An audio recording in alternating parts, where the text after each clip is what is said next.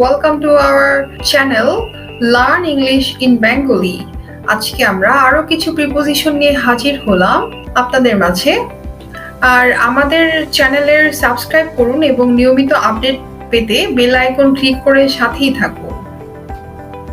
গতদিন আমরা জেনেছিলাম যে প্রিপোজিশনের প্রি অর্থ পূর্বে এবং পজিশন অর্থ অবস্থান, এবং আমরা জেনেছিলাম যে নাউন বা প্রোনাউনের পূর্বে প্রিপোজিশনের অবস্থান এবং তা পুরো সেন্টেন্সের সাথে একটি সম্পর্ক স্থাপন করতে নাউন বা প্রোনাউনকে সাহায্য করে থাকে। আজকে আমরা আরো কিছু প্রিপোজিশন শিখব। প্রথমে যেটি শিখব সেটি হচ্ছে কি ওভার। সো ওভার নিয়ে যে এক্সাম্পল গুলো আছে সেগুলো একটা আমি বলবো। আর এখানে একটি ডায়াগ্রাম আছে, ডায়াগ্রামটি দেখলে আপনি এট এ গ্ল্যান্স জানতে পারবেন যে ওভার প্রিপোজিশনটি কি কি হিসেবে ব্যবহৃত হতে পারে। তো প্রথমে চলাফেরা বা movement. A beautiful white bird flew over the lake, মানে হচ্ছে একটি সুন্দর সাদা বার্ড সেটা হচ্ছে একটি লেকের উপর দিয়ে উড়ে চলে গিয়েছিল। তো এখানে ওড়াটা হচ্ছে এক ধরনের মুভমেন্ট বা চলাফেরা। তো এই ধরনের মুভমেন্ট বা চলাফেরার ব্যবহার করার জন্য আমরা ওভার প্রিপোজিশনটি ব্যবহার করতে পারি। এরপর অবস্থান বা position. He hold an umbrella over my head. So সে আমব্রেলাটা কোথায় ধরেছে? আমার মাথার উপরে। তো উপরে এটি একটি পজিশন বা অবস্থান, এটি বোঝানোর জন্য আমরা ওভার প্রিপোজিশনটি ব্যবহার করব। এরপর আসছে জায়গার মধ্যে দিয়ে চলাচল বা মুভমেন্ট অ্যাক্রস আ সারফেস। তো আমরা দেখছি যে a small boat came over the lake and approached to our cottage. তো একটি স্মল বোট কি করলো? একটি লেকের ভিতর দিয়ে আসলো এবং আমাদের কটেজের দিকে অ্যাপ্রোচ করলো। তো এটাও এক ধরনের মুভমেন্ট, কিন্তু একটা সারফেসের ভিতরে এক জায়গা থেকে, মানে পানির ভিতরে একদিক থেকে আরেক দিকে যে চলে আসছে, এই জিনিসটা বোঝানোর জন্য আমরা এখানে ওভার ব্যবহার করতে পারি। তারপর কোনো কিছু ঢাকা বা কভারিং সামথিং, যেমন he had মাড all over his face. এখানে আমরা দেখতে পাচ্ছি যে তার মুখে কাদা দিয়ে ভরে গেছে, কভার হয়ে গেছে। তো কোনো কিছু ঢাকা বা কভার বোঝাতে আমরা ওভার যেহেতু ব্যবহার করব, তো এখানে আমরা ওভার ব্যবহার করতে পারি। এরপরে আমরা আরো দেখছি যে নির্দিষ্ট পরিমাণ সময় বা পিরিয়ডস অফ টাইম বোঝাতেও আমরা ওভার প্রিপোজিশনটি ব্যবহার করে থাকবো। যেমন what are you doing over the summer holidays. তো সামার হলিডেজ বলতে সামার কিন্তু একটা স্পেসিফিক টাইম, এবং সেই সামারের হলিডেটাও স্পেসিফিক। সো এটা হচ্ছে একটা নির্দিষ্ট পরিমাণ সময়, সামারের টাইমটা। সামার কিন্তু পুরো বছর জুড়ে থাকে না। তো এই নির্দিষ্ট সময়টা বোঝানোর জন্য আমরা এর আগে ওভার ব্যবহার করতে পারবো।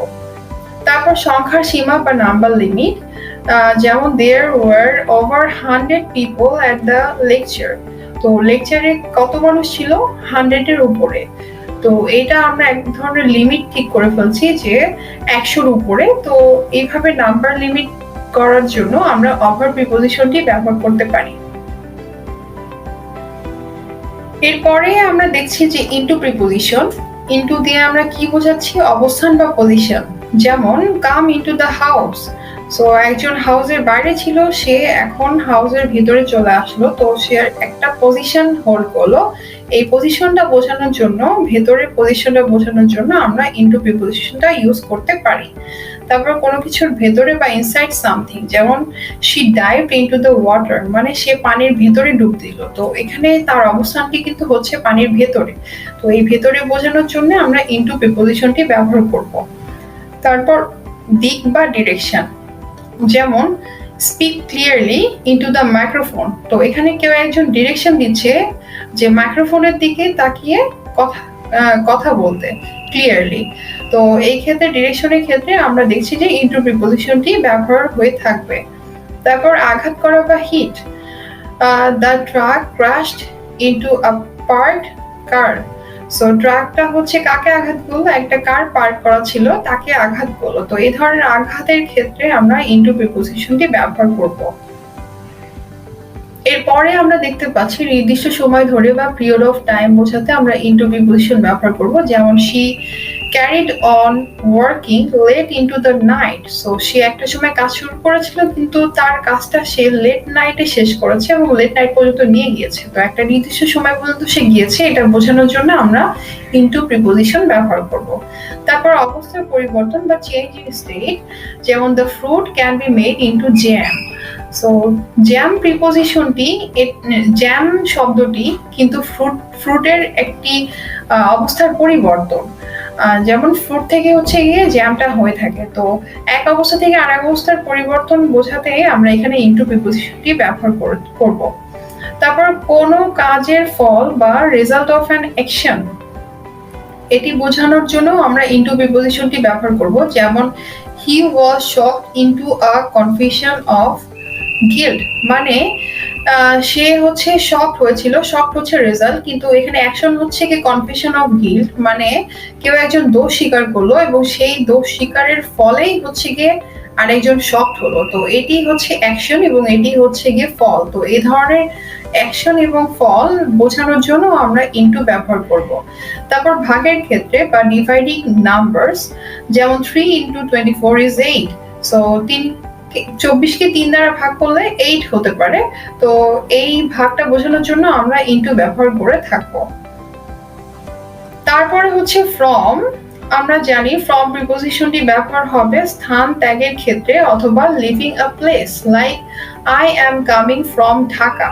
তো আমি ঢাকা থেকে আসছি, মানে আমি ঢাকার স্থানটি ত্যাগ করে আমি আসছি, সুতরাং এই স্থান ত্যাগের ক্ষেত্রে আমরা ফ্রম প্রিপোজিশনটি ব্যবহার করব।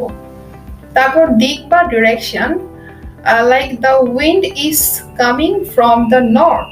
সো উইন্ড কোন দিক থেকে আসছে? নর্থ থেকে আসছে। তো নর্থ দিকটা আমরা এখানে ইন্ডিকেট করার জন্য আমরা ফ্রম প্রিপোজিশনটি ব্যবহার করব। তারপর হচ্ছে গিয়ে সময় বা টাইম, যেমন he is blind from birth. So সে কখন থেকে অন্ধ? সে হচ্ছে গিয়ে জন্ম থেকে অন্ধ। তার জন্মের এই সময়টিকে নির্দেশ করছে এই ফ্রম দ্বারা। এরপর নির্দিষ্ট সময় ধরে বা পিরিয়ড অফ টাইম, এইখানে আসলে বোঝার একটু ব্যাপার আছে, সেটা হচ্ছে গিয়ে আমরা জানি যে ফ্রম বা সিন্স এই দুটো হচ্ছে গিয়ে পারফেক্ট কন্টিনিউয়াস টেন্সগুলোতে ব্যবহৃত হয়, বাট কখন কোনটা ব্যবহৃত হয় সেটা আসলে আমরা অনেক সময় এলোমেলো করে ফেলি। তো আজকে ব্যাপারটা আমি একটু ক্লিয়ার করব, সেটা হচ্ছে I shall have been teaching from morning, এটা কিন্তু একটা future perfect continuous tense. So এই ক্ষেত্রে আমরা ফ্রম ইউজ করেছি এবং এটা একটা নির্দিষ্ট সময়, যে আমি সকাল থেকেই পড়তে থাকবো।